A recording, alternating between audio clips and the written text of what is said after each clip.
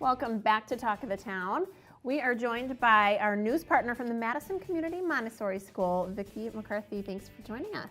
Thank you for having me. Always glad to have you, always a privilege, and I get to learn so much when you are here, so this is great. And we're going to talk a little bit about parents who are, of course, we all have the goal of raising independent, self-motivated thinkers, and I'm sure this is a challenge that you encounter daily.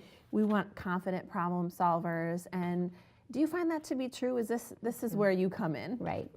You know, all of us as parents are really just trying to do our very best, and it would be wonderful for us to raise children who are independent, self-motivated, great problem solvers, and so we just have to figure out how do we go about doing that. And the research shows that that one way to do that is through positive reinforcement.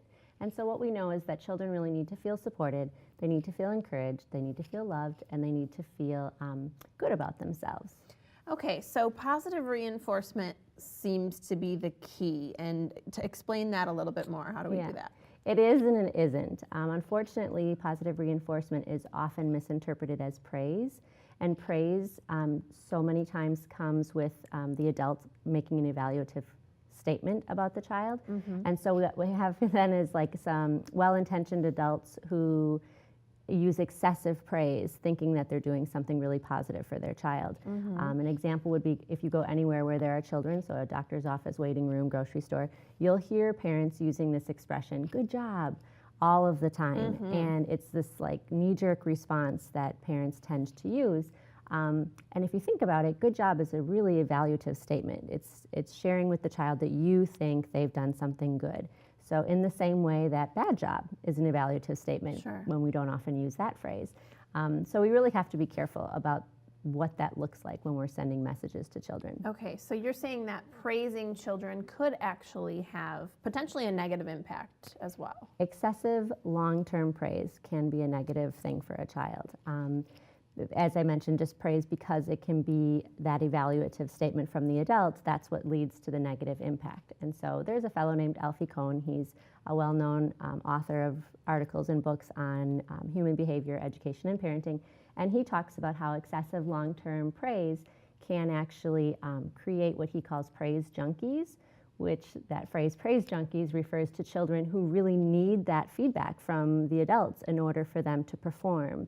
They crave that. They're hungry for that kind of approval. And so ultimately, they're really performing for somebody else and not for themselves. And so if we're trying to raise independent thinkers, self-motivated thinkers, this is actually not what we're hoping for. Okay, so we're actually losing the ability for them to have that intrinsic motivation. They're looking for it externally. What else should we say then, other than good job? What do we do? So we really need to think about positive reinforcement in the form of encouragement. Encouragement empowers children. Encouragement is non-judgmental. It is not, it's non-judgmental, and it really helps children feel good about themselves. Okay, interesting. We all want to be the perfect parent, so this is a great topic. I love this. And what does this kind of encouragement look like? So if we want to follow this method of thinking, what kinds of tips can you give us? Right. Well, Alfie Kohn actually suggests 3 responses that a parent might use with their child. The first is actually to say nothing, which sounds kind of strange, but sometimes when you see your child is coming to you and they have this delightful look on their face and they're so happy already inside, so proud of whatever it was that they just accomplished, you don't actually need to say anything. Sometimes just mirroring that expression on your face with a smile is enough feedback for the child. Because it's really clear that he or she feels really good about it already himself. So that would be the first thing. The second thing would be to say what you see. So just making a statement like, you did it, if they accomplished something is really sometimes enough for them. No judgment, no evaluation, just acknowledging and providing some feedback. And then the last thing would be to just talk less and ask more. So if a child, for instance, brings you a piece of their artwork, and you don't need to say what you think is best about that piece of artwork, but really asking the child, what do you think is best about this piece of art? And really just, again, providing feedback in an interaction that isn't evaluative.